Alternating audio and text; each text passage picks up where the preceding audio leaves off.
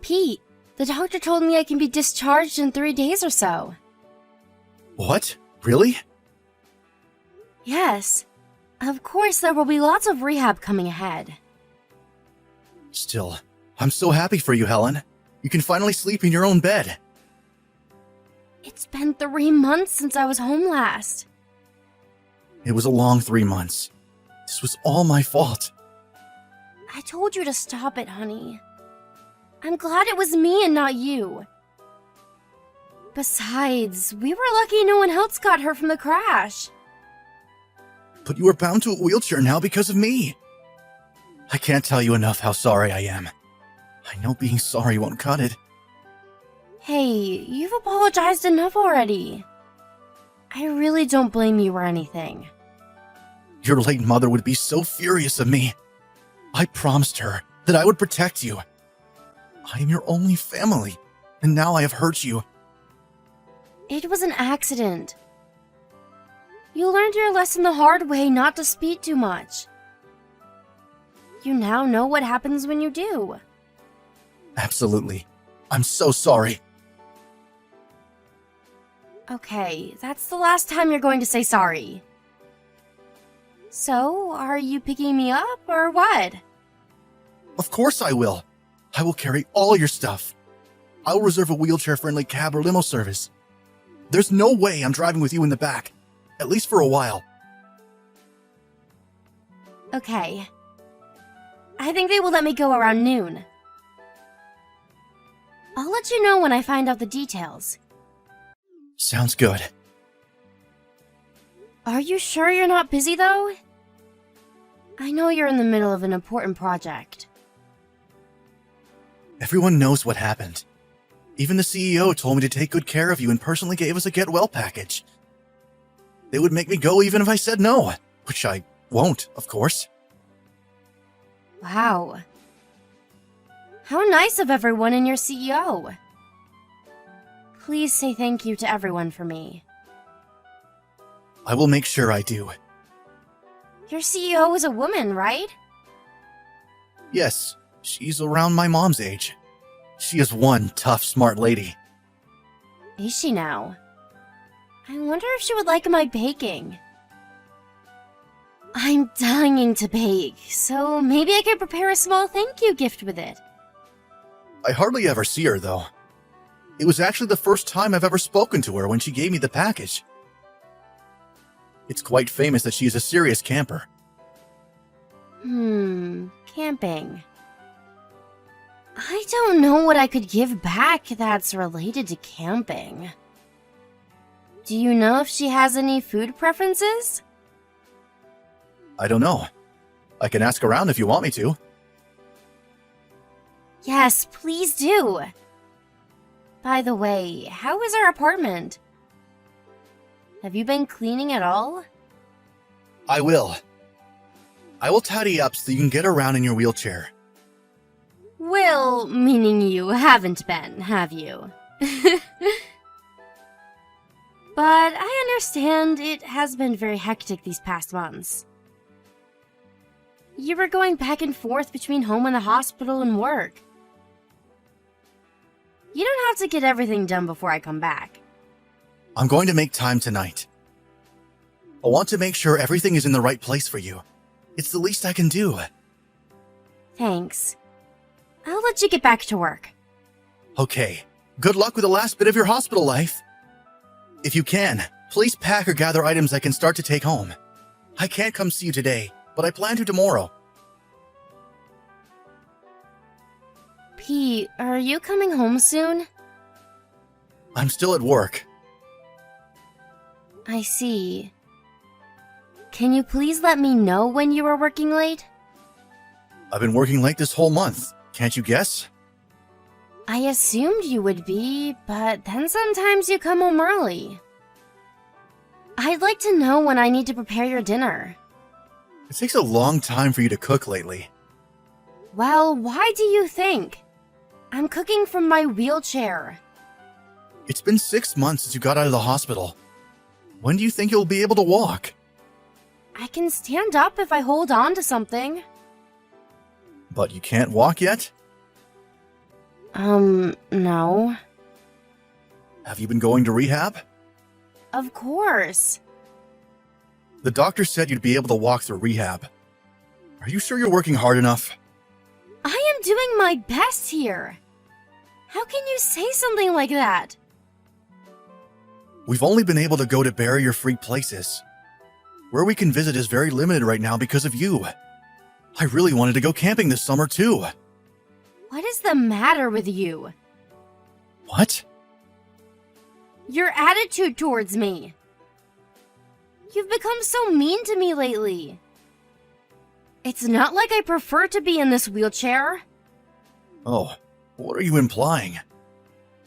You're saying it is my fault after all? No, that's not what I'm saying. I understand that it's stressful being around someone who can't walk.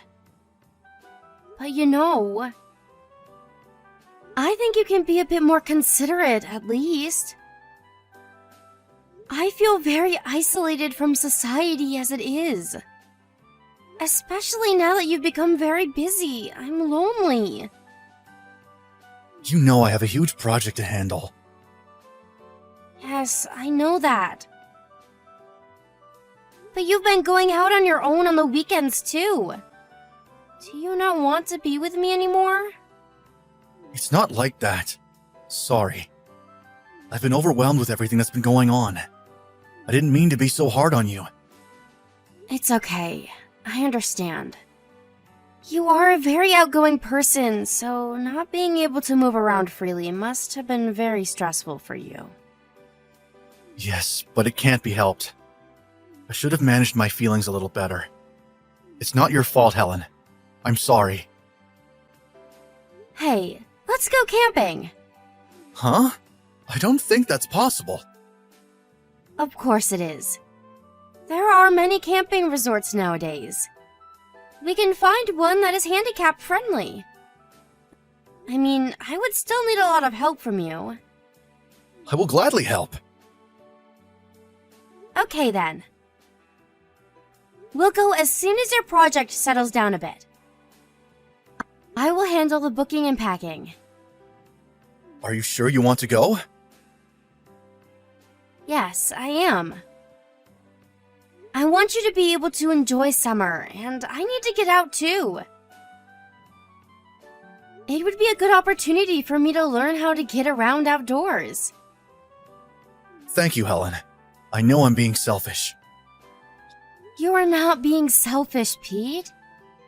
Besides, I'd prefer for us to have a good time together than to have our marriage fall apart. Don't you agree? Our marriage wouldn't fall apart. It felt like it was going to soon. You were never home and hardly spoke to me. I was starting to think you might be interested in someone else. Someone else? No way! I guess I still feel very guilty of what happened to you. And that guilt turned into stress, and I took it out on you. Sorry, Pete. I'm joking. I know my wheelchair life is troublesome for you. So I was just a little worried. It's not troublesome, Helen. Anyway, I will be quite busy with my project for another couple of weeks. But I think I can take some days off next month. Okay, great. Oh, and dinner tonight? No thanks. I'll grab something to eat here. Okay. I'll be heading to bed soon. Don't work yourself too hard. What is going on, Pete? Where are you? Why did you leave me here? I thought we were headed to the resort. I don't even know where I am, and it's getting dark. No one is around. Please come and get me. Tell me, Helen, how much battery do you have left on your smartphone? Huh? Oh my god, I only have 1%. Why? I had it charged all night. Your charger was probably loose. Why are you laughing? You threw me off the car in the middle of the woods. You didn't even leave me my wheelchair. Your wheelchair would get you nowhere in those woods anyway. Pete, come back. Did I do something? Please, I'm begging you. You should crawl back home. What? It would be good training for you. What the hell? How can you joke around? What has gotten into you? I'm not joking. I'm serious. You need to get out of your damn wheelchair already. You're so slow and always in my way. Is that how you've really felt all this time? Pete, don't tell me you loosened my charger on purpose. What if I did? This is what you get for tormenting me for months with your never-healing injury. I hardly got a scratch from the crash. How can you be so fragile? Excuse me? You think I'm weak for getting hurt? That I've tormented you? You drove the passenger side of the car into a damn tree for crying out loud. How can you be so cruel? I am doing this for you. Perhaps by the time you get home, you'll be able to walk again. You haven't been pushing yourself hard enough. Doing this for me? Don't be ridiculous and come get me now! Shut up, you useless bitch!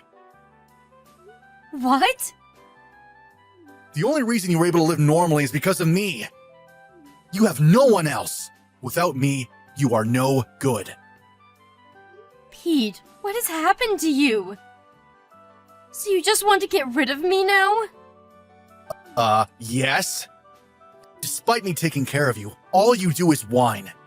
Why are you not home yet? Why are you so mean? Blah, blah, blah. You think it's okay to whine because you feel sorry for yourself, don't you? I do not feel sorry for myself. Pete, I don't have any more battery. Please, help me. I said crawl back home. I am not helping you. You have to do this on your own. Hello, Pete. Helen? Wow, you made it through the woods? Wait, did you call the police? No. I didn't know you had survival skills. How did you make it back? I was hoping you'd get lost in the woods. Wow, you are worse than what I have heard. Unbelievable. What? Where are you anyway? I don't see you back here in the house. How did you charge your battery? Pete, you are fired. Don't go back to the office. What? Fired? What are you talking about? Did you lose your mind in the woods? I am not Helen. Huh? You're not? You're messaging me on Helen's smartphone. I rescued Helen and took her to a safe place. Oh, you did? What do you want? Did you contact me to tell me how horrible I am? This is between husband and wife. You should mind your own business. But you really are horrible. You had her injured because of your reckless driving in the first place. I said stay out of it! Who the hell are you anyway? I don't know what Helen told you, but it is none of your business. Or what? Are you saying you will take care of my crippled wife? If that's the case, sure, I'm all eyes and ears. Have you been reading what I sent? Huh? I said you are fired. I'm Carla Morrison, your CEO. Miss Morrison? You're joking, right? No, I am not. Why would you have my wife's phone? You have to be told the same thing twice to understand what I am saying? I said I rescued your wife. You do know that I like to spend my free time camping, don't you? Yes, I am aware. I never thought you'd run into my wife in the woods. I hope she hasn't been too much trouble for you. Sincerest apologies. If at all, she is not the reason for trouble. You are. Did you leave her knowing people get lost in those woods all the time? You must have a serious problem. She can't even move without her wheelchair. There is a legitimate reason for all of this. Is there now? I don't know what she has told you, but she hasn't been going to rehab. So I was angry, you see? This was all just a fight between a husband and a wife. I left her because I wanted her to get better. I took her to the hospital myself. Her doctor said she hadn't missed a session since she's been discharged. The reason why she can stand now is because she worked hard. Well, yes, but that's really recent she's become able to do that. Then that means she has been working hard, right? Where is the legitimate reason you were talking about? Besides, you haven't been looking for her this past week. You know, I've had my eyes on you. You've been going to another woman every day you left Helen because you didn't want her anymore. You've misunderstood. I'm not cheating on Helen. This woman is just a close friend. You sleep with all your close friends? Don't make any more excuses, because I have the proof here. Have you forgotten that your own company provides services to the handicapped? I am shocked that my employee has abused his own handicapped spouse. I never meant to abuse Helen. None of this is acceptable. We will be discussing how to deal with you tomorrow at the board meeting. You are to stay put until you get further notice from the office. Wait, please. Mrs. Morrison, I am so sorry. I will never treat my wife the same way ever again. Please forgive me. You don't need to ask me for forgiveness. But you should apologize to your wife. Of course I will. Please reconsider. Hi, Pete. I got my phone back from Miss Morrison. Helen, I am so sorry. There was something wrong with me. Please forgive me. I must have lost my mind from all the stress. I guess you're right about having lost your mind. But that's not a good enough reason for you to leave me out in the woods. I wasn't thinking straight. I made myself believe that you were putting me through hardship. But I was wrong. It's all my fault. Yes, it is.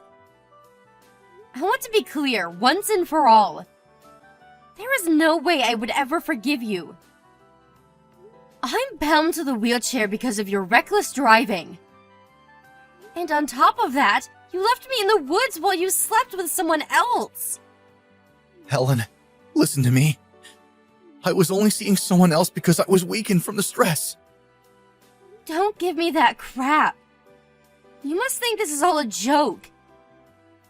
Don't you dare tell me about stress.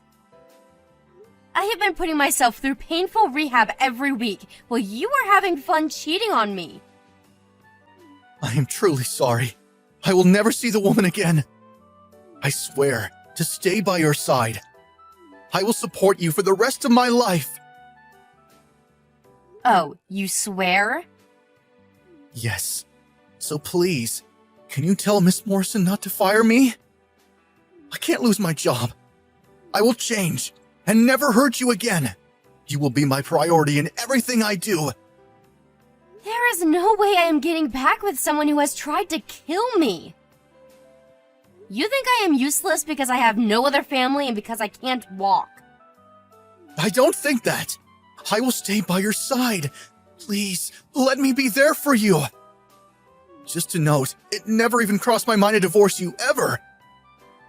I think I know why you left me in the woods. It's because you wanted me gone, but even if that didn't work, you thought I would break our marriage. You didn't want to be the bad guy who divorced his crippled wife. You thought it would save your reputation. No, that's not true. I don't believe anything that comes out of your mouth. But yes, since you left me to die, I will divorce you. I won't ever forgive you or spare you any more of my time or feelings. Helen, I'm so sorry. Please, give me another chance. I will not be fazed by you, no matter how many times you say you are sorry. I finally see it now. You are a pest in my life, and I don't ever want you around me. We are done. Miss Morrison introduced me to a good lawyer afterwards, who helped me file the divorce quickly. Trusting Miss Morrison's recommendation, I have let my lawyer take lead and handle most matters. And it was probably the best decision I have made besides leaving Pete. In addition to our division, I was able to win a fair amount of money from Pete as consolation money. My lawyer also suggested and won compensation for my injuries from the car crash. We later found out that Pete was cheating on me with a coworker who, based on corporate policy, was also penalized. She was not fired, but left the company once rumor got around that she was sleeping with the most hated man in the office. Instead of getting fired, Pete was sent off to a small subsidiary. It was actually Miss Morrison who suggested not to fire him, knowing he would not be able to make all payments to me at once. Miss Morrison's idea was that as long as he had some job, he would be able to continue to pay me what he owes. Although, Pete's role has changed significantly, and with that, his salary has become nearly half of what he used to make. Despite his lowered income, I don't have to check my bank account every month to confirm he is paid. Because Pete agreed with his company and I that part of his salary be paid directly to me in exchange for his job. The last I heard, he is living a very minimal life with the little money that he gets. He must be regretting what he's done to me by now, especially because he had to give up all of his favorite things to do. I hope I will never see him again. After receiving the initial payment from him, I was able to move to a new house near the hospital. It allowed me to concentrate on rehabilitation. Recently, I have become able to walk a little bit with support. Miss Morrison recommended me to a company and helped me land a great job that lets me work from home. Not only has she saved my life, but she has helped me get through the impossible. I have told her repeatedly that I want to pay her back somehow, but she insists that I help someone in need instead. Having met an angel like her has become the greatest gift of my life. Just as she taught me, I will make sure to help anyone in need of my help. And I will continue to strive to become a strong, noble woman like her.